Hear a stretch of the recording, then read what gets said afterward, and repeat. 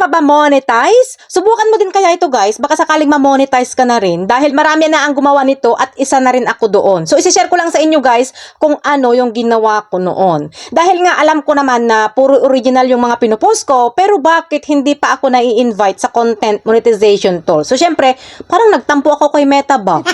Ang ginawa ko, hindi ako nag-active dito sa Facebook ng mga 2 weeks. Actually, 12 days lang pala. Hindi ako nag-post, hindi ako nakipag-engage, tapos nilag out ko itong Facebook account ko at doon ako sa main account ko nagfe-Facebook.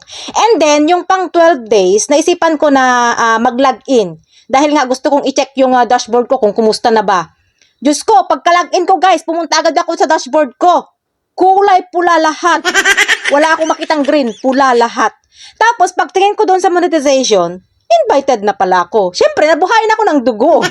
Kaya kayo guys, itry nyo din ang hindi mag-active dito sa Facebook. Marami nang gumawa nito guys. Kasi nga, ako mismo, ganun yung ginawa ko. Kung kailan ako hindi naging active, tsaka doon ako na-invite sa content monetization tools.